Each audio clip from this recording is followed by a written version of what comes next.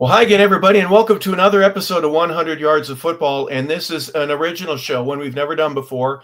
So please bear with us as we try to come up with, as soon as the Week 1 NFL season ends, we're going to have a show to talk about what happened in Week 1. And that's going to be called the NFL Wrap-Up Show with Joey Clinkscales and Brian LeBel. I'm Harper LeBel. We appreciate you tuning in. So if you've just been watching the last of that Monday night game, what a finish it was for the Minnesota Vikings. We will discuss that and the 15 other games that took place this week. But before we do, just a real quick mention. We know that everybody has certain charities and places where they like to give. When it comes time for you to do that, if you've already got a place, terrific. But if you're looking for someone that's going to help the homeless here in the Atlanta area, especially, Faith with Works by Janine Rice is a place to go. You can go at Janine Rice to learn all that you need to. There's an Instagram. There's all kinds of places that you can go to find out the legitimacy and the purpose. Woodruff Park in a week from now, a few days, on Friday, September 19th at 9 o'clock in Atlanta on 91 Peachtree Street, they're going to have a little bit of a rally and a get-together.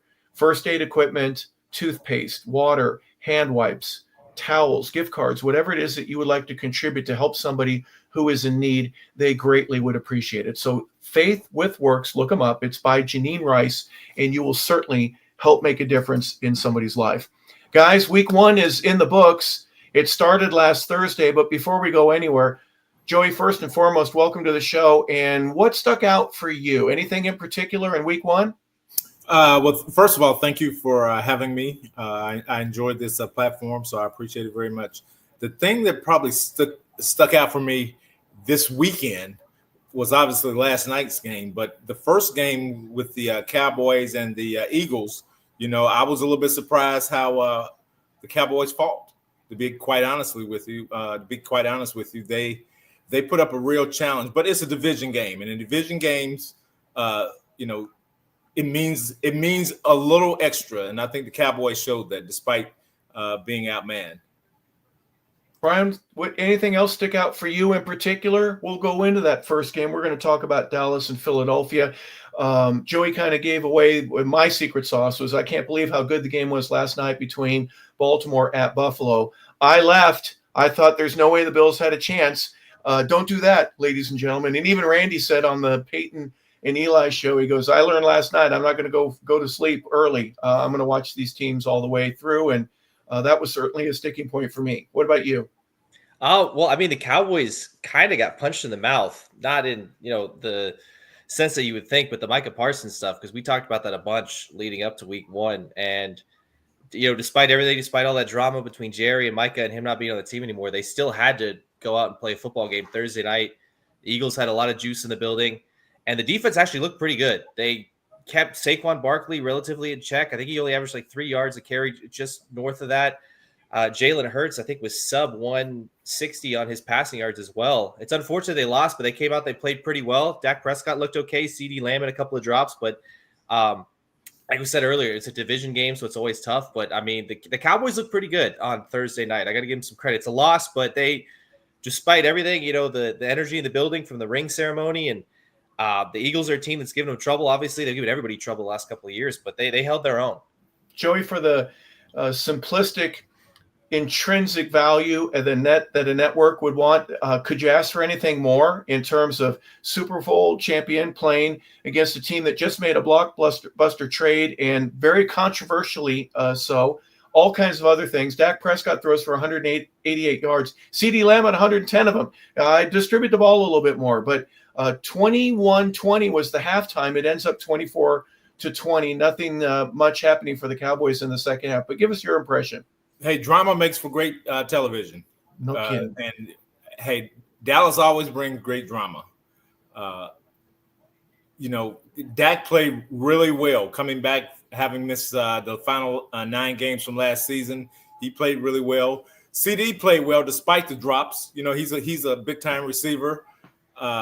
The other receiver, I think, that's a wait-and-see situation with George Pickens from Pittsburgh. So, that's kind of a wait-and-see situation. But he's a really talented guy. Dallas still has to find a way to consistently run the ball. Defensively, They played really well. They don't have a closer on defense. Micah Parsons was their closer. When they need that sack, they don't have that closer. So I think as the season goes along, that's going to be problematic for them. Talk a little bit about the early game in terms of, look, we played a preseason game at the same time that everybody else does, but we've got a short week, a Thursday night game. I would imagine they started putting Eagle offensive defensive strategy from the Cowboy camp probably before the third preseason game. And I'm also thinking that the Eagles did the same thing, getting ready for the Cowboys. An early week for preparation, but not being able to see any of these starters play in the preseason. What's that like, in your opinion, for the guys that, I don't know what I'm going to see, especially with this rookie or this young guy. I have no idea what they've got. Back in the old days when I played, I'll phrase it like that. Back in the old days, the rookies, the young guys played early, and the veterans played up through the last preseason game. So the veterans would start the last preseason game and then sit out. But they built their stamina up through the preseason games. Now, basically they sit out almost the whole preseason. But that being said, the teams usually that play the early games, they won't play any games before 7 days. So each team would have had 7 days. So if they played on Thursday, they probably played the last preseason game. They had 7 days to prepare for the first game of the season. So each team had the requisite amount of time to prepare for each other. But yes, that preparation started prior to the third and final preseason game. Yeah, because it's a short week. And Brian, as Joey mentioned, the running game for Dallas was a big issue last year. It seems like it still is presently, but 20 first half points, it seemed like everything was going their way. They're right there with it. They're on the road. They're going against the Super Bowl champs. The drama of a division game, but second half, 2 goose eggs in the third and the fourth quarter. Yeah, it was a little messy. I think the rain delay as well as the halftime delay kind of threw everybody off. I think that when that happens, it's just sort of, because it's week 1. We talked about, we said, hey, there's going to be a lot of runs. There's going to be a lot of punts, a lot of incompletions. Listen, if you're expecting your fantasy team to score 200 points this week, it's probably not going to happen just because it was sloppy. I think you could see it too. The Eagles, their passing game, it just wasn't there. They didn't have a lot of stuff. A.J. Brown had 1 catch. I think Devontae Smith had 2. If your name wasn't Dallas Goedert or Saquon Barkley, Jalen Hurts wasn't even looking your way for most of the game. But McCarthy was talking about it after the game. A lot of it is just, hey, we got to get in rhythm, right? The first half was even it was night and day for him, right? He's got to come out. He's like, oh, yeah, now there's something to go off of. They didn't have anything to go off of in the preseason. I think that's what a lot of these guys are alluding to now is if you're not playing, it's great. Guys are healthy. That's what you want. I think everybody's like, the analytics say, hey, let's just keep them off the field. We'll figure it out. But you got to get some reps. They finally did. I think they felt pretty good going out in the second half. And then you have halftime and then the rain delay. And I think that's part of the reason why it's just, I hope you didn't have the over-under in this game because, man, it looked really good after the first 2 quarters. But I think there were only 3 points. Was it 3-point score the entire second half? It was kind of everybody they went to bed and said it's too late for me. They didn't really miss much. Yeah. Joe, you had a thought. I thought is something there you were going to comment on. Anything else? No, I'm good with that. Okay. Yes. Cowboy game. Well, yes. From that game, which had all the drama, hey, welcome to season. Here we go. Eagles are 1-0 to having to travel 5,500 miles to be able to play a home game. The Los Angeles Chargers end up squeaking out a 27-21 win. And I think in many respects, it's kind of getting a little bit of that monkey off your back. The team that has been the perennial favorite to win the division for the last decade, it seems, finally showed some kinks and a few cracks in the armor. And if I'm the LA Charger anything, if I'm taking the trash out or if I'm Jim Harbaugh, I'm pleased as punch that we went down there. We snuck a victory. It was a home victory. We lose one at SoFi, but we beat the Bear. And that isn't always easy to do. Joey, your thoughts here on the second game, which was played on Friday. Oh, yeah, it was an amazing game. It was obviously in Brazil, so both teams, traveled a long way to play. But, this league is becoming they're trying to make it an international league similar to where soccer is. So, and hey, there's new dollars coming into the league. So, hey, the owners want money. They're going to have to travel across the world to get it. But that being said, It was sloppy at times, like most of these games were during week one. But that's a big win for the Chargers. I'm not as concerned with Kansas City. I think they'll get it right. I mean, that right tackle struggled in the game again. That's a little bit problematic. The rookie left tackle actually played pretty well, and defensively, I thought Kansas City struggled a little bit, along with losing. They have two receivers out now, two quality receivers out. So Mahomes will have to be able to manufacture a passing game until he gets help. Yeah, big issues there with Kansas City. But if anybody over the past decade has done a good job of filling those holes and plugging those gaps, it's been Kansas City. Somehow or another, they get enough money under the cap and all that. Brian, your thoughts here on this one? Can we call it a Chargers home game if the Chiefs have an end zone painted for them? I mean, you know what I mean? That's kind of, if you're going to call it a Chargers home game, at least give them both end zones, right? You know what I mean? I think that's fair. When the Jaguars go to London, they're going to get both end zones. But, I will say this. Justin Herbert looked really, really good. Despite everything. Quentin Johnson can catch the football, which Chargers fans are celebrating in the streets after that. They say, oh, my gosh, because that's all they were really kind of missing last year. And I think that it's going to be huge because he did it in prime time. He did it against the Chiefs.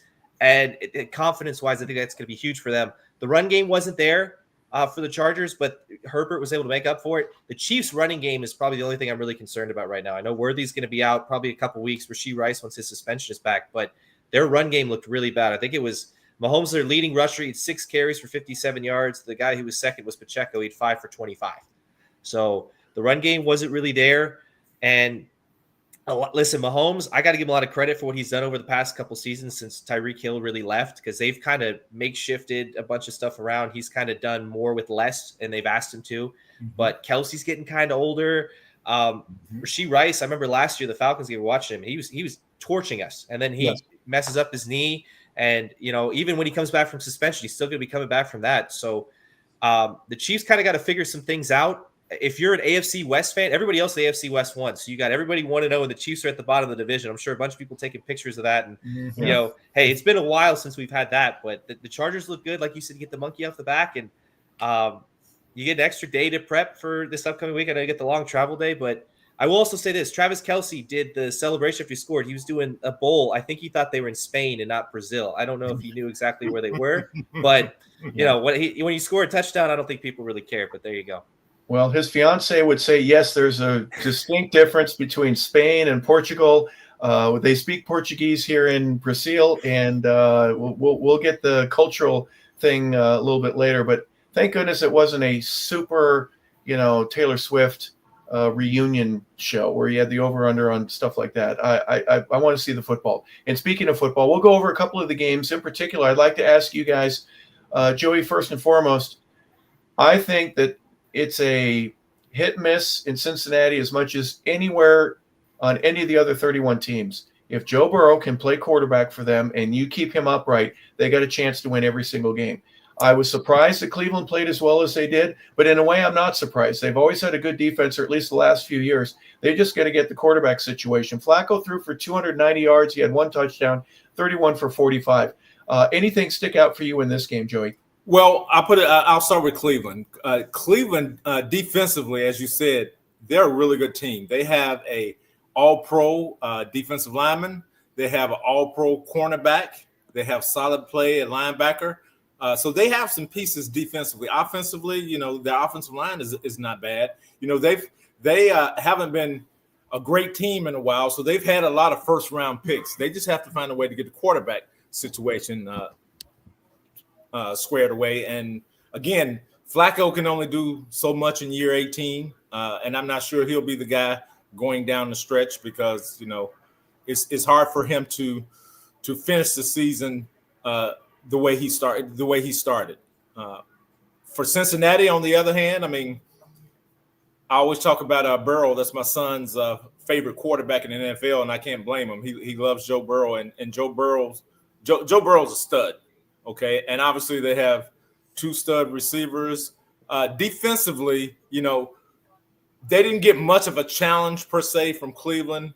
That's going to be the biggest challenge. I mean, they're going to be games where they're going to be in a shootout, and I have zero confidence in Cincinnati's defense. So Joe should rest up because they're going to need him. You need to ice his arm every hour on the hour because they're going to need him. Yeah, I agree. Brian, they had some issues all the way up to the end of training camp with signing their guys and making sure Hendrickson is taken care of. And I don't think they have a whole lot of money to spend. They spent it all on 5 or 6 guys. Reminds me of what the Cowboys did when the cap first went into place. But they get a win on the road in the division. So it's not quite as bad as I think that any Cincinnati fan might make it. It was only a 1-point win, but you know what? It's a win on the road. I'll take it. So net yards for the Bengals was below 150. It was a rough day in the office for them. They could not protect Joe Burrow very well. There was a sequence they had where Joe Burrow was sacked 3 plays in a row. Mm-hmm. There's a clip of Myles Garrett coming free. He had a stunt through A-gap, and he absolutely plants him. You win the game. It's a division win, which is awesome. That's great. But the Bengals are the one team that we saw play a ton of their starters in the preseason. Burrow and Chase, they got a ton of reps. That's the one team that really gave their guys a bunch of reps because over the past few seasons, they'd started so slowly that they said, hey, we got to fix this because we can't start 0-3, 0-4, not with the Ravens and the Steelers looking the way they did. We have to be able to figure it out. But Cleveland's defense held their own. Flacco's 2 interceptions cost them a lot. I think if they can clean that up, they probably win this game. But imagine being a Cleveland Browns fan. You got another heartbreaking game. The Bengals had 7 net yards in the second half, the entirety of it. You still lose. It's a heartbreaker. You're trying to flip the channel. Fox says, hey, we got bonus coverage. Now we're going to go to Atlanta, and you watch Baker Mayfield lead a game-winning drive against them. And you're sitting here thinking, oh, okay, all right. You got Deshaun Watson sitting there, eat up all this money, and you're just watching a guy who you cast away play really well. And, you got 40-year-old Joe Flacco still slinging. He played okay. He had the 2 interceptions, which cost him. But I think if you're Cleveland right now, the idea is, like, if we can get Shador or Gabriel starting and looking decently by the end of the year, get some reps under him, see who we think the quarterback of the future is, at least the guy that Flacco can take under his wing, kind of say like, hey, here's where we're going to have to go. Here's what you're going to have to do in order to help turn this team around. But things look kind of bleak there. So yeah, I would have loved to steal one of the division week 1 from the Bengals. Everyone talks about Burrow and the Bengals, but there's another team in Ohio that people, kind of putting down and forgetting right now. Yeah, if there's anybody that's waited longer than a Browns fan, I'd like to meet him because they've been waiting since the 1960s to get something back. Go ahead, Joey. One of the things from the Cincinnati standpoint, we talk about the salary cap, and everybody has the same cap number, that kind of thing. But for ownership, especially from a GM perspective, it's about the cash. It's not necessarily about the cap. It's about cash. So from a signing bonus standpoint, Cincinnati they're cash strapped.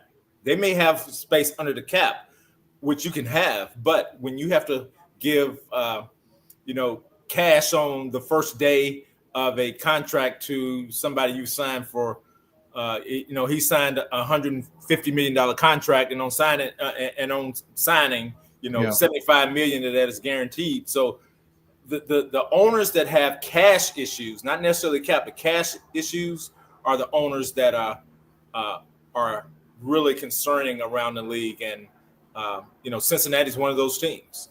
Yeah, they certainly are. And how they manage that by changing a longer-term contract into a signing bonus and a shorter term so that they can fit under the cap. However, there's a cash issue. Those things need to be weighed, and sometimes it can be excruciating as to how you get that all figured out and still put 53 guys on the field. A couple games that we're going to talk about also coming up. We'll get one, but Buccaneers end up on the road in a division win, 23-20 here in Atlanta. The Raiders go on the road. They win 2013 in New England. Next game I think we should probably discuss with a little bit of length here is my question to you, Joey, are the Colts that good, or are the Dolphins that bad, or is there a little bit of both in this? 33-8 in Indianapolis with this one. Well, if I'm being politically correct, I'm going to say it's a little bit of both. But the Dolphins look really bad. And, I hate to say this, but I'm going to say it anyway. I think that the head coach for the Dolphins, I think his days are numbered. Now, he may make it to the end of the season, depending on how they play, but they did not play very inspired yesterday, and his comments after the game. There's a lot of things about him that doesn't present as a head coach. Now that's probably being biased because I'm a little bit old school. Now I've seen how head coaches act, how they sound. So that's probably a kind of irresponsible statement for me to make. But they did not look inspired at all, and they have locker room drama right now inside the Dolphins locker room with the quarterback, with the receiver. And again, it looked like even confidence in the head coach with the comments after the game. So I think there's some real problems down in Miami. Interesting question. I want to follow up with you, Brian. Forgive me. Give me just a second. You mentioned something about the traditional coach or the old school type of scenario that you have where the coach has got gray hair. We're in a different world now, and there are a lot of players that say he's a player's coach. Yeah, you're a player's coach, but not if you lose. So what is it about Miami? Is it their offensive line? Is it the strategy that they have, or that's the coordination of the plays? Is there a couple of key guys that you think might be? You mentioned the locker room. I'm not asking for you to beat up on anybody, but I'm just saying there are things that some teams do that are very impressive. We talked about Flacco for just a moment ago, or we'll talk about the Bengals and Joe Burrow. There are reasons to celebrate that. What are some of the issues that Miami can fix before next week? Do you have any in mind, Joey? No, not really. Okay. I don't think they have addressed the offensive line appropriately. I think there's, Tyreek Hill has not had a play over 30 yards in over a year. Wow. I did not know that. All right. For a guy that runs like that, and he has Waddle on the other side. They just traded a Pro Bowl tight end to the Steelers, who they had last year. Offensively, they really don't run the ball with any consistency, especially in short yardage. So I think they have, from a roster management standpoint, I don't know if they've done a great job supporting the quarterback, who again has a history of being injury prone. Yeah.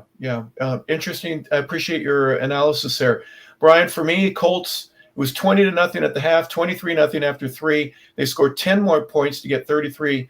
Colts look mid-season ready, or is it just that they're going to a team that couldn't even score until late in the game, and they go for 2 and get it with 1 touchdown? Give me your thoughts here on what you saw in Indianapolis between the Colts and the Dolphins. I'll be honest, I really don't know what I saw, because I saw Daniel Jones that hasn't played that well since he was in college at Duke. I mean, he was phenomenal. Completion percentage was good. He's stepping into his throws. Ball at the 1 yard line, said, Jonathan Taylor, you stay over there. I got it. Don't worry. He had two rushing touchdowns. I mean, he was fantastic. The Giants are watching this game like, where the heck was this guy for 6 years? What the heck? Yeah. We thought we were drafting this kid. Well, when you got a pretty good offensive line, remember a couple years ago when Matt Ryan goes there, you're in front of Benson, Quentin Benson. That dude's a stinking stud. Any team in the league would be better with him. Nelson, I'm sorry. And there's a couple other guys. You keep your quarterback upright. I don't care who you are. Joey, you and I could play quarterback if we got a good offensive line in front of us. But go ahead, Brian. I'm sorry. I'm too busy interrupting you to let you finish. Well, a couple weeks ago, Shane Steichen, the head coach, took a lot of flack because he said, hey, Daniel Jones is our guy week 1, and Anthony Richardson, they just don't think he's ready yet. And a lot of people forgot about that. People don't care about that anymore. It was a big deal. And going into the game, people are like, oh, Daniel Jones is starting. What's going on? And, I have a lot of faith in Anthony Richardson. I think he's got a ton of talent, but it looks like the right decision right now because the Colts look like a team in that the AFC South isn't that great. It isn't. I don't know what happened to CJ Stroud after his rookie year. He hasn't been nearly as good. The Jaguars look decent yesterday. I don't know if that's just because they're playing the Panthers and how bad they are, but this division is wide open. It's very winnable. A chance to go to the playoffs, host a playoff game is huge. And if you can get, decent production out of Daniel Jones like they did, I think he was above and beyond decent yesterday. This team has a chance to win 8, 9, maybe 10 games just because you're going to play 6 in the division. So concerns for Miami is they couldn't move the ball at all. Tua looked lost, and he's been banged up a lot. I understand that. Joe, you said earlier, Mike Daniels, he's going to be a great special assistant somewhere, I think, next season. But I don't know. Something's got to change, right? And this team has gone in the wrong direction. You go back a handful of years when he came in. ago, and just the last 2 or 3 seasons, it's the opposite. They've gone downhill, and the production hasn't been there. The big plays aren't there. They can't really move the ball very well, and a lot of it is the offense, some of it's the defense, but it has to fall on the head coach. Not to mention they owe Tua another $150 million over the next 3 seasons, so they're going to be strapped for cash too. I don't know what's going to happen in Miami, but I'm going to be more positive and say the Colts look really good and they look like a decent football team as opposed to dogging the Dolphins. Well, interesting there. I would imagine, Joey, that the simplicity of the Colt offensive philosophy was to tell Daniel Jones, just don't mess this up, okay? Just don't throw 3 picks or anything like that. Let our offensive line protect you. We're going to run the ball. We've been really good at that over the past couple of years. Just play simple but not overly complicated football. We got a chance to win. Just like when Ben Roethlisberger started with Pittsburgh. Please, we can win. It'll be close, but we can win with our defense, and if we don't make a whole lot of mistakes. We want you to get situated, and we'll open it up in a while. But for week 1, just follow my instructions. Is there anything? Yeah, I think Shane Steichen called a really good game. And he's an offensive coach, obviously, and he put Daniel Jones in a position just to make plays, as you said. He did enough not to hurt the team. He relied on their defense, which the Colts have a pretty sound defense. They have players at each level. And for a team to be really good, you have to have an all-star caliber player at each level, on the defensive line, at linebacker, in the secondary. And you can't say that about the Dolphins. Yeah. You can say that a little bit on offense, but you can't say that on defense. So I think they're going to struggle. Let me say this real quick. No, go ahead, Brian. I'm sorry. Joey, you think Tyreek Hill is wearing a Dolphins uniform by the trade deadline at the end of this year? I think it depends on the Dolphins' record. I think, if I'm Tyreek Hill, I'm going to tuck my tail between my legs and see if I can go back to Kansas City. He kind of alluded to it. He said, "Oh man, I don't know. I think Patrick Mahomes would be like, hey, I remember playing this guy. I wouldn't mind having him back over here because absolutely, like you said, he's a big play guy, and it's been a full calendar year since they've had to play with him over 30 yards, which is insane to think about because he used to not even be able to go a calendar week with play over 30 yards for Tyreek Hill. But yeah, major problems in that locker room. Yeah. Okay. Interesting scenario, both you guys. A couple other games that took place there on Sunday. Cardinals go into New Orleans. I don't know what the hot mess is in New Orleans, but I think they've got one. Cardinals win that one 20-13. Giants go into Washington. They end up losing a division game. The Commanders hold on at home. Touchdown in the first, second, and fourth quarter for the Commanders. They win that game 21-6. And one of the games that I thought that I wouldn't enjoy watching, oh my goodness, what a great game, exciting, down to the wire. 2 teams that you have great familiarity with, Joey, the Steelers at New York. That one ends up being 34-32. Aaron Rodgers, welcome to Pittsburgh. I think they love you. What a great game. I mean, he was written off for dead by 98% of the people in the NFL, Aaron Rodgers was, and he came out and, I think he's completely healthy from the Achilles, and those things take time. You can get back in a year, but you're not yourself in a year. Yeah. He moved around. He was able to roll out. The play action game that he was in yesterday looked great. I mean, his ability to move to safety with his eyes and the linebackers with his eyes. I mean, he did some things yesterday that looked like he did when he was in Green Bay. He played really well, and if they can get, I'm not saying that same production, but close to that production all year, then they're going to be sitting in a really good position at the end of the season. Yeah, and that being said, the Jets surprisingly play really well. They've always been a pretty decent defensive team, but offensively, they moved the ball up and down the field, which made you question the Steelers' defense a little bit yesterday. But Justin Fields looked as good as I've seen him looking. Didn't he? I think that this is a resurrection for this young man after what he went through in Chicago. I still find a little bit of I don't care when he throws a third down incompletion and they've got a punt. There's sometimes where he has that look in his eyes, but in terms of his efficiency, Joey, new setting. I got a better offensive line in front of me. I am going to make the best thing I possibly can out of this situation. And guess where I was last year? I'm going to make it here against the team that I played for the year before. I'm very impressed if I'm a Jets fan. I didn't know if we were going to beat the Steelers at home. Too many uncertainties on both sides and stuff that we didn't see. But I'm glad you brought that up because I thought Justin played really well and the team rallied around him when they needed to there at the end of the ball game. Yeah, they fell short, but I think he was a very good first impression.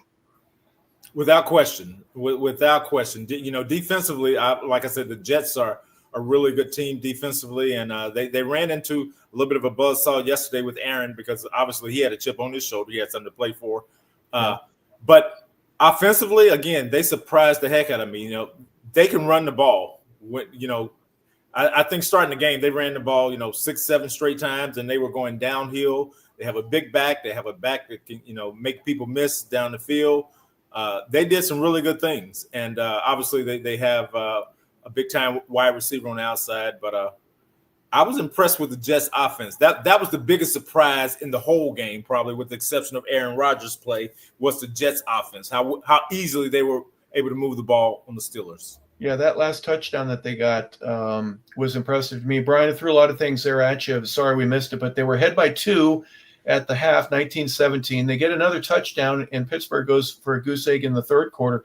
So they had a lead, and there's some folks in New York, they're going, hey, we really do have a chance. And then all of a sudden the tide turned, and the 55,000 Steeler fans that ended up in the Meadowlands to go to that game, as the Steelers never play a road game. They never play a road game. They're all home games. They've got more fans in the stands than anybody else. But what impressed you in particular about this game? Well, obviously this is a game everybody had circled as a shootout, right? Coming in, Aaron Rodgers versus Justin Fields at MetLife. This is a rare game where you see both teams get to go up against, both quarterbacks get to say, hey, remember me. Both teams said, hey, best wishes, whatever, but get out of the building, right? We don't want you anymore. It's just almost like they traded quarterbacks in the offseason. I thought this would be a defensive slugfest. I'm very high on the Steelers' defense. I think they're superb. They paid a lot of guys this offseason to keep that defense intact. The Jets are kind of the same way. The strength of their team has been their defense because, let's be real, the offense hasn't really been there for multiple years. But the receivers look good. Garrett Wilson looked really good. DK Metcalf looked pretty good in his debut. Rodgers was throwing the ball to Jonnu Smith and Pat Freiermuth. And, Austin was making some catches. Skoranek was making plays. Jaylen Warren, the run game wasn't great, but it was enough to where they could play off the play action and kind of take some pressure off Rodgers. I saw him hit one of those fist bumps, right? I haven't seen one of those in years from Aaron Rodgers. It's been a long time since I've seen him do one of those, back since his Packer days.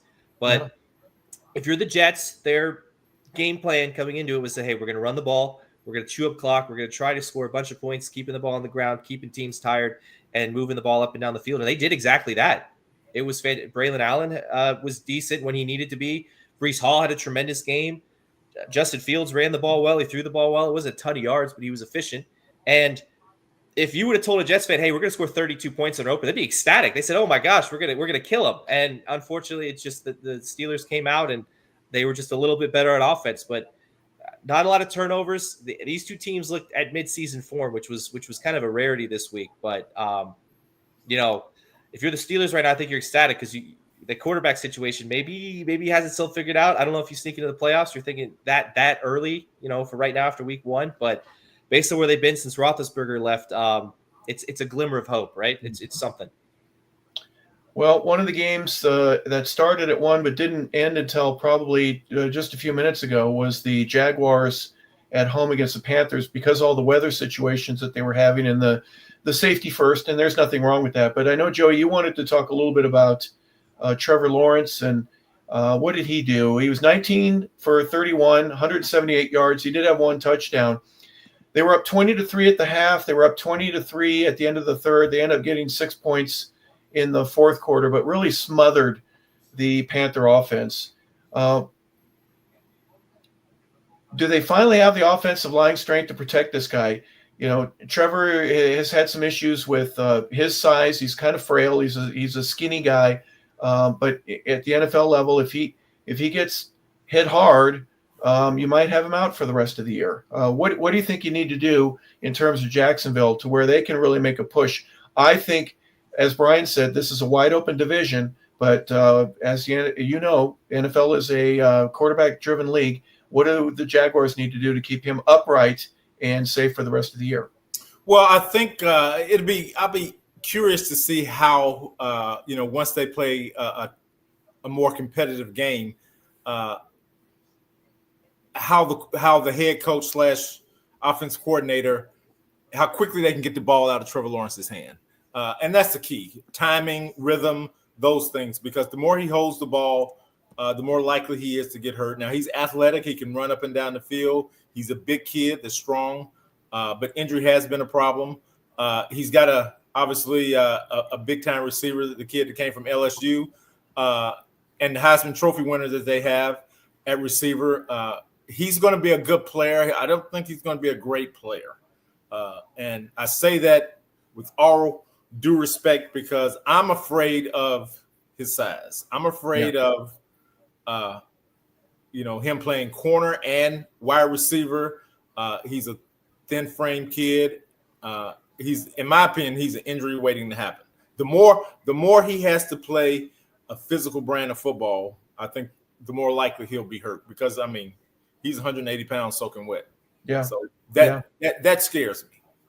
Well, Tony Dorsett, when he came out, Tony Dorsett was so small that Tom Rafferty, one of the linemen there for the Cowboys, go, "Really? I thought you were bigger." That's the first thing he said when he gets in the huddle. But Tony certainly proved himself, and I know Travis is going to try to do the same thing. But being small is being small. You can't do anything about it. Right. You can be strong, you can be fast. There's other things, but you're always stuck in a league where you've got some giant human beings. That could be a handicap. Brian, first and foremost, Etienne runs for 143 yards. Welcome to the first game of the season. I would imagine most of their design offensively was, if you can't stop us on the run, then we're just going to keep doing it. And it seemed to work very well for the Jaguars. There was a question mark the Jacksonville Jaguars backfield coming into the season. They said, who's going to get the majority of the carries? Who's going to be the workhorse? Is it going to be Travis Etienne? Is it going to be Tank Bigsby? Well, they traded Tank Bigsby about 2 hours ago. So I think Travis Etienne answered the question on who the workhorse was going to be. I'll say this. I think the Jaguars look good. I think they played really, really well. This is another game like the Thursday nighter where the weather delays and everything throws you off, right? Because you're off your routine. You got to reset. They were able to reset 3 times because you have the opener and then the weather delays early in the second quarter, and then you have halftime. So they had to come back out. They had to reset 3 different occasions, which was really, really tough to do. The Panthers look kind of sloppy. Outside of Tet McMillan and Chuba Hubbard, there wasn't a lot I liked. Xavier Legette was Mark Schlereth was calling the game. Even he said there was a play where they're in their 2-minute offense, and they have a chance to go get points before the end of the half. And for whatever reason, he doesn't drag his feet. He doesn't get his feet down. A play that you would think a second-year receiver or a guy who's been in the league, maybe a rookie guy, coming in, maybe doesn't have the know-withal to say, oh, I got to get both feet down, right? It's muscle memory, but he's been there before. And he missed a block. And they're saying, hey, you got to do something, right? This is an offense. You're a focal point in this offense. You need to be able to step up. You need to be able to help and contribute. There's still a big question mark for the Panthers about Bryce Young. The Jaguars, though, I think they scored a garbage time touchdown late, but the Panthers did. But the Jaguars dominated this game for about 56, 57 minutes. They were the better team far and away. They did basically whatever they wanted. The weather conditions, obviously, you're not going to expect a ton of passing yards. They only had the 1 turnover. Etienne ran all over them. If you're the Panthers, a lot of people were Panthers fans especially were trying to say, hey, maybe we're up in that upper echelon of the division where we're right behind Atlanta or right up there with Tampa Bay. But they looked a lot closer to where New Orleans is at right now than the other 2 teams. Well, yeah, and they traded their security blanket receiver back to Minnesota. Thielen's gone, yeah. Bryce needed that guy. Yeah. And they sent him to Minnesota. So now, he's totally dependent on the young receiver, the first round pick, and Legette's got to step up. There's not a lot of veteran leadership in that receiver room right now. I'll say that. A lot of young guys. I think they're hoping Bryce is the guy that kind of could, take hold of the ship and say, hey guys, listen, here's what we need to do. Here's what we need to move forward. But just if you're a Carolina Panther right now, it's tough. It's not fun. And Sunday was kind of the epitome of all that. Yeah, well, we'll talk about them throughout the course of the year. Here in Atlanta, we'll see them at least a couple of times. But you're asking Bryce Young to be something that he hasn't been. He's not the guy that's going to take control. He's not going to grab somebody by the face mask. He's just not that guy. I've never seen it. I've played for guys that are, and there are some guys like that in the league. They may not grab your face mask, but they will let you know what you need to do. And I think the Panther fans are a long way away from having a team that is going to represent them well. Titans went to Denver. That was a 20-12 final for the Broncos. They are 1-0 right now here early in the season. This was going to be one of those games that I thought would be close. It was. San Francisco goes on the road. I know, Joey, you were going to talk about this just a little bit. I don't know if San Francisco has what it takes to get back to the Super Bowl, but they are getting short, in my opinion. The candle is burning down to the very end with that little window of time that you have where you've got the right left tackle, you've got the correct running back, you've got a quarterback now that's getting paid, you've got just enough guys on defense. Time is short there in San Francisco, meaning the fuse before they start blowing some of this up. But they end up going on the road to 17-13 is the final there in Seattle. Your thoughts, Joey? San Francisco is an aging football team, and it shows up. You know, the tight end got hurt yesterday, and he may be out. The receiver, they're one of their best receivers, who has the most dependable hands. The kid from Tennessee, he got hurt yesterday. He could be out for a period of time. I mean, the running back McCaffrey, you just don't know because he's had some major setbacks in the past, and you just put a boatload of money into the quarterback. So now it's going to limit you from doing other things. Defensively, you know, they're playing with some young guys at certain positions. You know, it's going to be tough. You know, injuries are part of the game. And I'm not sure San Francisco is a team that can avoid or handle any big injuries. Brian, Sam Darnold here has a chance. You know, they're trying to get down the field. He can't hold on to the ball. He gets sacked. Boy, if he holds on to it and they get to keep the ball and they get a touchdown out of that, boy, is he immediately a hero in Seattle, especially against the arch rivals. But they fall short in their new coach debut. What were your thoughts here about Seattle? Well, San Francisco, a couple of missed field goals, a couple of interceptions. They look kind of sloppy, but they look sloppy in the sense that it's week one. You know, it's the guys they had last year running routes. Ayuk is hurt. Deebo Samuel's playing for another team. He had a great week, by the way, which kind of maybe stings a little bit more. Kittle pulls his hamstring. I think it was mid-second quarter. He started off real hot. Christian McCaffrey, I think they gave him the ball 30 times. I think he just wanted to prove, like, hey, all you guys are saying I don't have any durability left, you know, so let's give you something at least. But didn't look all that great offensively. Nothing really wowed me, but they won the game. They won a division game. They couldn't stop Jackson Smith and Jigba, who was him and Zach Charbonnet were kind of the two lone bright spots for Seattle. But, you know, they saw Cooper Kupp in a different uniform. That was a little bit weird. I think he only had the 2 catches, but there wasn't much going on there. I think if you're San Francisco, you're close to the retooling stage, right? Because it's just, you know, they had to move Deebo to pay Purdy, and you don't know how healthy McCaffrey is going to be because it's questionable every week, right? Because he could pull something in practice on Thursday, and all of a sudden you're out without him for a month. So that's why they go out and they get Brian Robinson Jr., who I think is a very good handcuff running back. They have him behind there. Shanahan still finds ways to win games with his offense. The defense is still solid. I got to give a lot of credit to the front office there because despite everything, they draft really well and they're able to move the money around to make it work, right? Just to put a football team out on the field that can compete. I know the last couple of years they were, you know, I'd say the dam broke based on how much they think they could hold as far as injuries and guys moving on and you know, needing to get paid. And they kind of weathered the storm a little bit, but it's good to start off 1-0. I think both of these teams right now are currently looking up at the Rams of the division because they look very, very good on Sunday. So, you know, anything could happen. You know, obviously the goal is to make the playoffs, and San Francisco winning game 1, beating a division rival. You take it, right? You take that. I would not sleep on the Cardinals. I'll put it that way. I would not sleep on the Cardinals. If the quarterback can stay healthy, and that's a big if because, you know, he's a pocket Hercules. I mean, he's wound tight. He's athletic, but he's a small guy. But if he can stay healthy, I would not sleep on the Cardinals because I think they're going to continue to get better and they're young enough and hungry enough and they have a big time receiver and they can run the ball. I would not sleep on the Cardinals. Interesting scenario there. Well, I want to know if you're going to sleep on the Detroit Lions. I think I'm going to start with Brian, with you. Yesterday, I was upstairs having a discussion with my wife about something. Brian comes in, he goes, "All right, that's it. My Super Bowl bid. I'm telling you right now, it looks like the Packers are going to go there." Do you still hold true to that? Because they end up winning 27-13. If I'm Dan Campbell, I'm wondering if there's a new sheriff in town, because for the last 3 or 4 years, I've been the team, and we're going to bite their ankles and their kneecaps. We're going to do all these things. But I don't know if you can get away from just the talent level that the Packers played. Like, they were driven. They had a purpose. I'll start with you, Brian. Packers were kind of forgotten last year, right? Because the talk of the town was the Lions, and then the Vikings were out of nowhere, right? So they were playing each other. I think it was the last game of the season. They're trying to figure out, hey, who's going to win this division? Who's going to host all the playoff games? Who's going to be the 1 seed? Green Bay still made the playoffs, but they weren't quite at that level.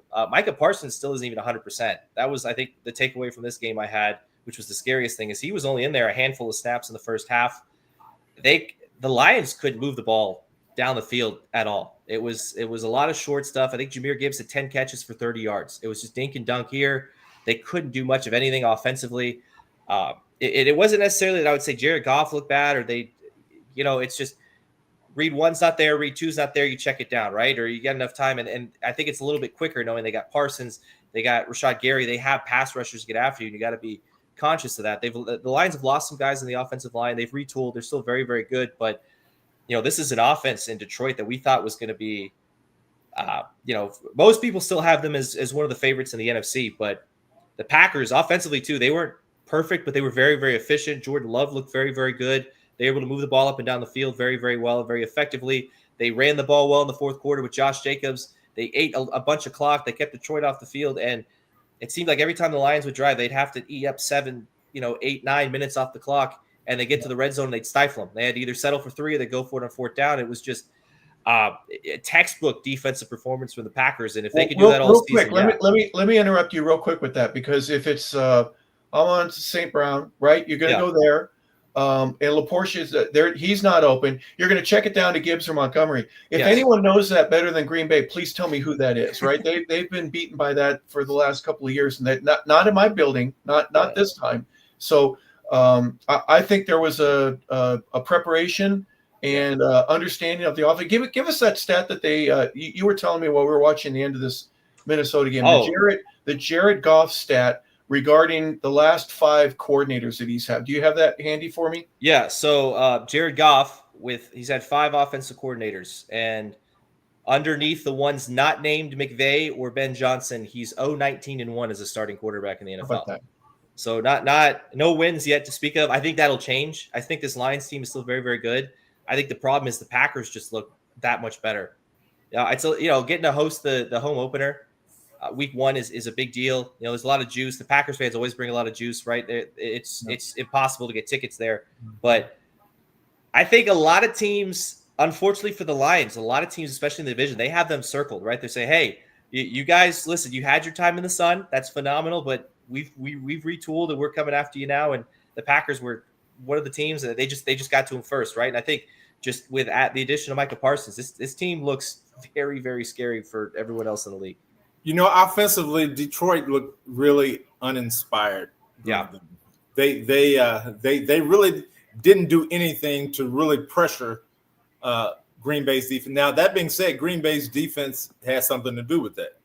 And when Micah was on the field, if he wasn't making the play, he was causing a play to be made, because you're doubling Micah, you're paying extra attention to Micah, and other guys are making plays. So while he may have only had 1 sack and 3 pressures, he made it so that Gary and other players were making plays, and his presence made a huge difference for Green Bay's defense. And ask the secondary, how much they're excited to have Micah Parsons on that team. Yeah. When I played with Dion, he had a song that he wrote and sang. It was called "Show Me the Money." I think every DB safety is going to say, if I'm going to get 1 pick last year, I might get 4 or 5 this year, because the ball's going to come out earlier. I can take some chances. I'm going to still have my technique, but I'm going to be able to take advantage of that rather than it take advantage of me. I agree completely. Rams end up beating the Texans. Rams are 1-0. Stafford threw for 245 yards. Texans just weren't there. 14-9 is the final. And then, guys, if you don't mind, let's talk about this one at length. This is a classic right here. If you don't mind, we can talk. 41-40 is the final on that one. Joey, give me your thoughts here with Baltimore ending up going to Buffalo. What a game. That was an amazing game. I mean, anybody that left in the fourth quarter, or at least with 5 minutes left in the fourth quarter when there was a 15-point lead. That was me. Yep, I did. I left. I admit it. You missed the classic. I know. You big dummy, right? Fred Sanford would have called me a big dummy. But my biggest takeaway from the game, everybody's going to talk about the fumble. The fumble was not my biggest takeaway from the game. I mean, the things that Josh Allen did was huge. But my biggest takeaway from the game is Baltimore's defense is not the king of the castle anymore. They have problems in the secondary. They really do. They have problems in the secondary. Josh Allen was amazing from the standpoint of he made 3 throws in the last 5 minutes of the game that maybe 2 other quarterbacks in the NFL can make with the timing. And, when you look at a quarterback, you start from the ground up. You look at his feet, his arm angle, and being able to place to feather a ball over a guy and underneath another guy and put it in the spot where the receiver has a chance to not only catch it, but get yards after the catch, going toward the sideline. Some quarterbacks would have thrown it to the sideline where he catches it and get out of bounds. He was able to throw it to Josh Palmer where he's able to get upfield. And you're talking about one of the biggest plays of the game. And then the next play, he throws the ball to Coleman, and he almost scored. And luckily he didn't because it kept the clock running. But it was an amazing game. Josh Allen is an amazing player.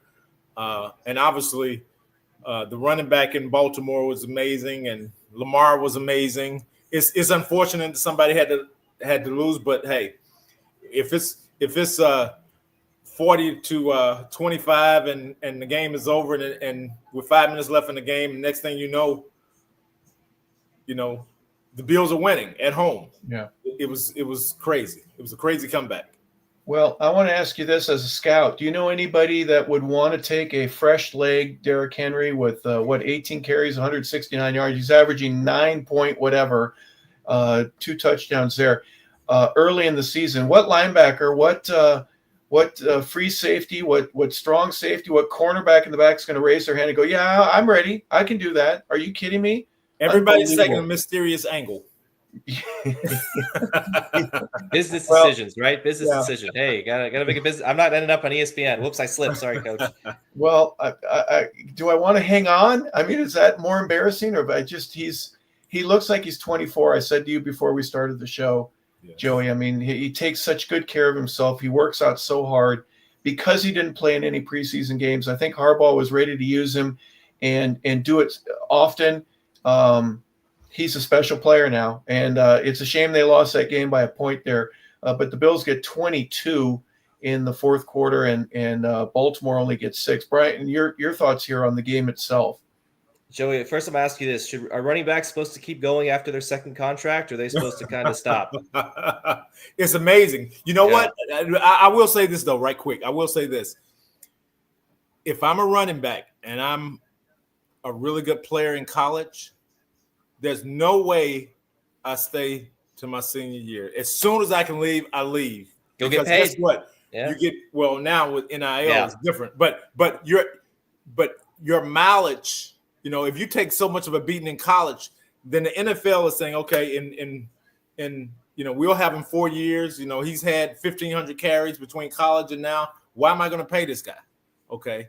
Why am I going to give him a big second contract? So if he can leave earlier and get to the league and he's a good player, he has a chance of getting to that huge second contract. Is the Ohio State example from last year? They won the national championship, but they had a duo of 1,000-yard or 950-yard running backs where the league goes, you know what? Instead of it being one guy like what they had in Boise, we've got 2 guys that have both shown that behind that offensive line, they can get through, they can boogie, and they're fresher legs. And we appreciate that, especially the first couple of years in the league. Oh, absolutely. But again, I mean, both of those guys could have gone back, and I guess the NIL money wasn't great enough. But well, and it depends on where they're getting drafted. Because if you're going to be a 4th round draft pick, then guess what? Maybe you take the NIL money and you stay another year. And right. It's a whole Or if different dynamic. you go to Cleveland or some other place that's notoriously been picking in the top 5. Any other thoughts here, Brian, for this one here? Buffalo, obviously, with that new stadium for next year in the background. I mean, it's just far enough away. It actually will seat fewer people, if I'm not mistaken. They get about 85,000 in it now when it's fully packed, but it's going to be a little bit smaller. But nonetheless, gorgeous building. But Orchard Park is certainly a special place now with the Bills. They can beat anybody at any time, can't they? Well, all the Bills fans leaving the building get to look over and say, hey, we're going to be right over there in a couple of years beating the Ravens on Sunday Night Football yet again, right? That's kind of been the mantra. The Ravens are this is kind of becoming a Kansas City Chiefs situation, inverse for the Bills, right? The Chiefs have kind of kept the Bills out of the centerfold, out of the Super Bowl for the last couple of years, and the Bills have kept the Ravens. I mean, you can go back to even before Josh Allen kind of became who he is, right? The Ravens lost; they've been losing playoff games to the Bills for a while, but there was a situation about 2 minutes left. The Ravens had a 4th and 3, and I think you can kind of see on Harbaugh's face, he's kind of like, I don't know if I want to punt the ball back to Josh Allen. And one of the first times I famously saw this was back in 2009. It was a Sunday night game between the Colts and the Patriots. And the Patriots, they had a 4th and 2 on their own 28-yard line. And Belichick's over there thinking it's a 2-minute warning. He's like, I don't really want to give the ball back to Peyton over there. So I think we're going to go for it. I think because either way, either we don't get it, they get the ball, or, we do and the game's over. But kind of a similar situation. It's just, the Ravens in this situation decided to punt. Famously, Kevin Falk juggles the football. He's short. Peyton ends up getting the ball. A great Sunday night game, a lot like this one ends. The Colts walk it off. But the way Josh Allen was playing last night, I don't think there's any way on earth I'm going to punt it back to him, right? I'm not willingly giving you the football back. After what I saw from really halfway through the third quarter on, there's just no way. My defense was gassed.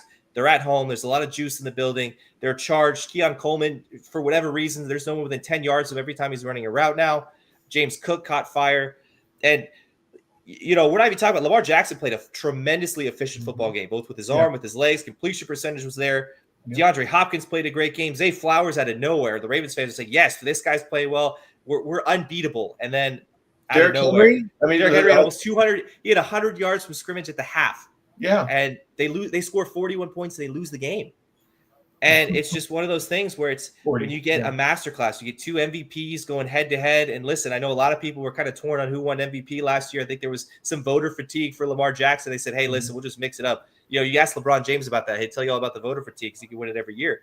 But Josh Allen showed why he was MVP of the league last year. Lamar Jackson showed why he was MVP of the league before that. It's just it's one of those scenarios where it's just whoever got the ball last, you felt like maybe had a chance to win the game. But give Buffalo a lot of credit because that game was over with about 7 minutes left, right? Even before the Derrick Henry fumble, the Ravens are still getting the ball back. I don't have the ESPN has their metrics like the win percentage. I'm sure it was in the mid 90s for the Ravens, but that's why you got to play you got to play all 60 minutes. That's why you got to finish out the game. Credit to the Bills, what they've been able to do. Everybody on the offense looked fantastic. The defenses on both teams, I think, need to watch a little bit extra film this week, but for the fans, it's an incredible watch. It was a great game. The Bills came out on top. Honestly, I hope these two teams play again in the playoffs because I think it'll be a lot of fun to watch. Hopefully, a repeat, right? Same sort of performance. Yeah, very interesting how this turns out. Well, the game that just finished before we went on the air was Minnesota going to Chicago. I'm concerned about 2 things, Joey, and I'll start with you. If I'm a Bears fan, am I really upset? Am I really angry because this is another year? And if I'm a Viking fan, can I put enough trust in this kid, this quarterback, JJ? It doesn't matter about the stats. It matters about getting the W. And what a nice return to action for him. The guy that was going to be given the keys to the car last year gets a preseason injury, and it wasn't perfect, but it was enough to win. Give me your thoughts there on the Bears side first, and then let's look at Minnesota. Well, on the Bears side, again, it's a tale of 2 halves. The first half, Caleb looked great. He started the game 10 for 10, I believe. And then he had a lull in the middle. And then that fourth quarter, in that last drive, he played really well. And he looked pretty good. Now, he missed some things. And to me, one of the things that showed up that maybe I didn't pay attention to last week, and maybe because he's in the pocket more this week. When he stayed in the pocket at times and he didn't get rid of the ball, he looked really small in the pocket. When you're rushing a quarterback, the best way to rush a quarterback to get the most pressure is up the middle. It's not on the edges. You want to force that quarterback. The quarterbacks hate pressure in their face. Yes. And when he got pressure in his face, he struggled. He struggled with his accuracy. He struggled getting the ball out. He had more than one or two times where he got the ball batted down. It's kind of like the police and the fire department going right down the street when you're in the middle of a sentence, isn't it? Yeah. That's right. It's nothing like that. Nothing. But, so from Caleb's standpoint, he's still got some things to work on. But you can be encouraged because Ben Johnson is a really good coach. And I think Chicago's going to be okay. I think they could do a little better with running the ball offensively. But you're encouraged by the improvement from last year with Caleb, and I think that'll get better. Defensively, the first half they were great, and then the second half, you're like, what's going on here? I mean, they struggled in their zone coverage. When they went man early in the first half, they did a good job, but they went more zone once they got a lead, and they struggled. They start blitzing the young quarterback, and once he was able to get on the perimeter with the play action, and he started short, and then he went deep a couple times. They struggled. Chicago's defense struggled the second half. It's like once they had a 10-point lead, they thought the game was over. Yeah, interesting scenario there, Brian. When Randy Moss was the guest in the fourth quarter, there was a text that came across by a fan from West Virginia that said, ever since Randy's joined the show, they scored 2 touchdowns, and they scored another one while they were reading that. So Randy says, well, yeah, you got to change your text to 3. So I guess Randy Moss should be a paid consultant and be on that show every time the Vikings are on. But really, they turn it on. 21 points there in the fourth quarter. They win 27-24. Your thoughts here about this one? Well, I got to give O'Connell a lot of credit because he's done it with Kirk Cousins. He did it with Sam Darnold last year. He did it with J.J. McCarthy tonight. This team finds a way to win games. They do. They win a lot of games. They win games like tonight. If you were to tell me at halftime or halfway through the third quarter, you think Minnesota's going to win this game, I would have said no. Honestly, it's a situation almost like the night before. They looked dead in the water. They looked lost, and then something kind of changed, right? And at some point, it's the guy who's consistently in the building. It's the guy who's consistently in everybody's ear. You have to give the credit to O'Connell, right? Because he's been doing it for so long. Dude is a tremendous coach. I think Ben Johnson's going to be a great head coach. Caleb Williams looked unstoppable for the first drive and a half. He was 10 for his first 10. They go right down the field. They scored a touchdown. They probably would have scored again, but like Joey alluded to earlier, they go for it on a 4th and 3, and Caleb misses DJ Moore by just a fraction. He had him there, and he was open too. And I think some of Caleb's mechanics might be a little bit off because he seems to be sailing some of the throws. But listen, if I got sacked 68 times in a season, I'd probably be a little nervous to step up in the pocket as well too, right? And you kind of see it tonight. He was kind of running for his life a few times. It worked out really well in the first half. I think once the Vikings kind of adjusted and contained him a little bit better, it kind of went in the opposite direction. Cairo Santos was they were in the red zone, and they get a hold, and then they get a sack, and then all of a sudden a chip shot field goal turns into a 50-yarder, and you miss it, you end up losing the game by 3, which is tough. But, sometimes that's how it pans out. I'm going to give J.J. McCarthy a lot of credit. I'm not really high on J.J. McCarthy as a prospect. I think he's good. I think he had a tremendous team in Michigan, but I think now he has a tremendous team in Minnesota. So if he can kind of translate what he did in college, he can do the same thing here. He was really bad for all of about 14 plays, but they scored 21 points in those 14 plays. So it worked out tremendously, right? If you can score that many points on, a couple of 3 possessions in a row, they caught fire. The team was fired up. Justin Jefferson finds a way to get open because he is who he is. The run game was consistent. It wasn't great, but then again, the only run game this week that looked great was probably, Jacksonville and obviously Derrick Henry, who we were talking about earlier. But Brian, does Jefferson go from a 4-3 guy to a 4-5 because he's wearing so many diamonds on his neck? He's got probably 2 pounds of extra added weight with he's looking like Tom Shane would want to buy a few diamonds from him in Amsterdam. He's still turning and look at the DBs and tell them, say, hey, I'm giving you guys a chance too, right? I'm giving you a chance to keep up with me. You still can't catch up with me. Absolutely. It's like what Randy Moss saying, look, he's going to go deep and you still can't stop him, right? Yeah. But if McCarthy can get comfortable in this offense, man, I think it's unfortunate because, again, the division where we were alluding to it earlier is the Packers looked really, really good. I think the Lions are still really, really good. The Vikings are just it's the best division of football right now, right? And if you stick the Bears in the AFC South, it might be the champs. But I think in the NFC North, they're still at the bottom, the way it is right now. But it was a good game. Thought it might be we were talking about it earlier. I said, hey, if this turns to be a snooze fest, maybe we go live a little bit earlier, right? Because maybe people turn it off the game. But the Vikings storm back. They find a way to win a tough division game. And if you're the Bears, it's just the team from the first and second quarter. We're nowhere near the team from the third and fourth quarter. It's Ben Johnson's first game. We'll clean some stuff up. We'll be back at it next week. And I expect them to be very competitive. Regardless of who they play, they got one of the best minds in football as far as offensive. We were kind of talking about the touchdown that they had. The pass, it was kind of meaningless, but kind of not. Just they have a sweeping motion, and you get the linebacker moving one way, and you have the running back go another way, and the safety doesn't know which way to look. And then you have, I believe it was Romo Dunze who's standing wide open there right in the middle, just because you get misdirection all over the place. You can ask Jared Goff, right? We were talking about earlier too, is Ben Johnson's a tremendous play caller. I think Caleb's going to thrive underneath him, and they got a lot of weapons on offense. I think both these teams are going to be very, very good. The NFC North is going to be a lot of fun to watch this season. Well, see, that's the thing that I'm sorry, I don't mean to cut you off, but that's the thing that why I think Detroit is going to take a step back.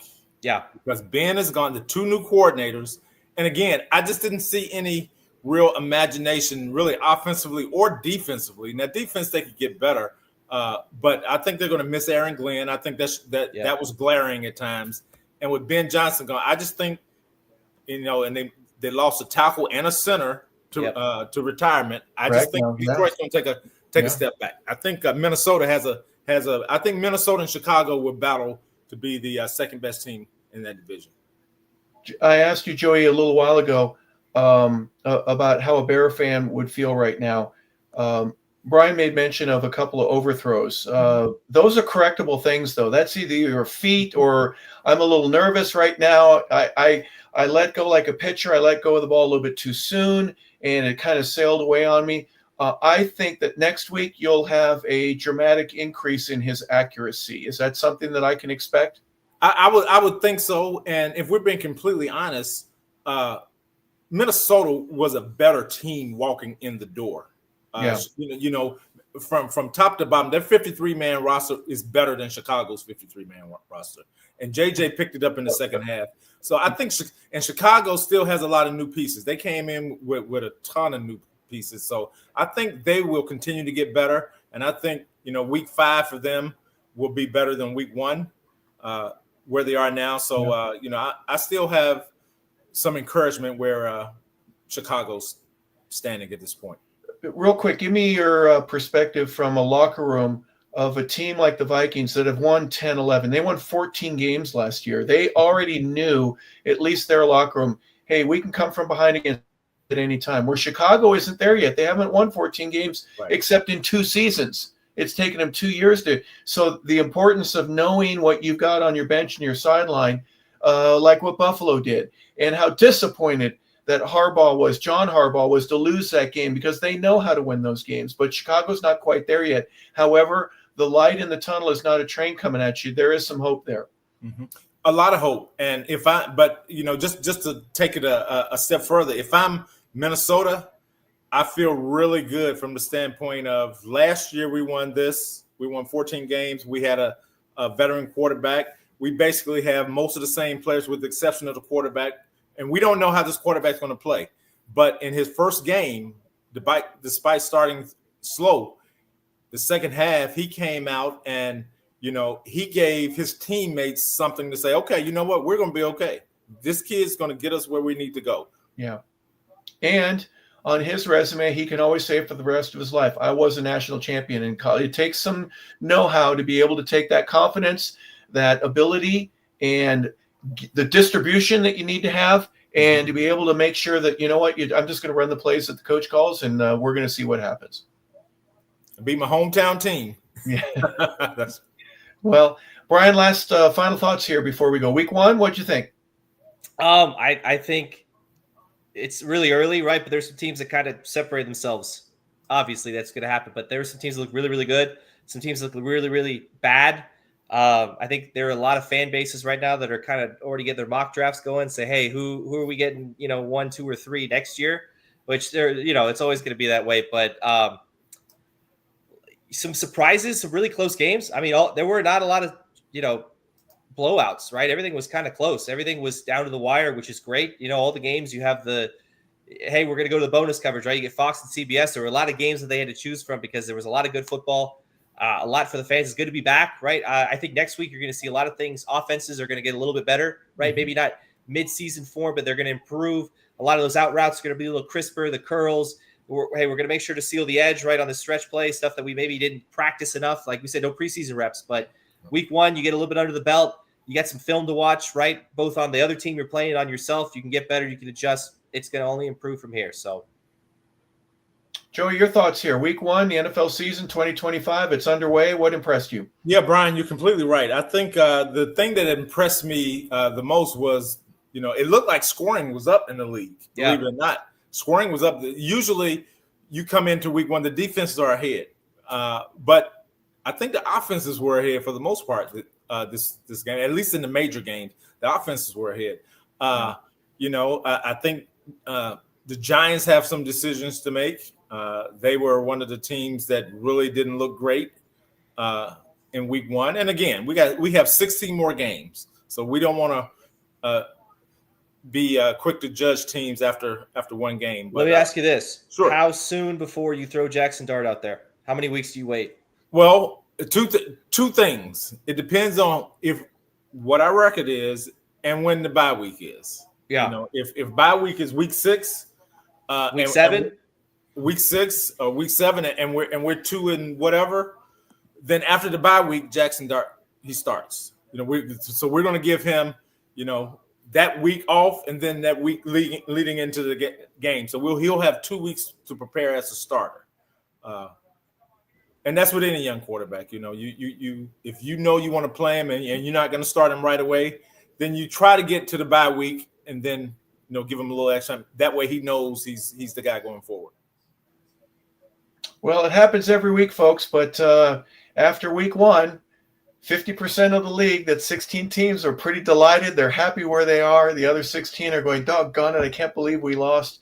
And it might be a rough year for us. But I guess you have a chance to turn it all around, make amends for a poor performance in week 1, and we'll see what teams end up doing that. So for Joey Clinkscale, for Brian LeBel, I'm Harper LeBel saying thank you so much for tuning in. This has been the NFL Wrap-Up Show. We appreciate you staying up with us and talking a little football. We'll be doing it all throughout the rest of the year. We appreciate you being a part of the show. We hope you have a fantastic rest of your day, and 100 yards of football. We appreciate it.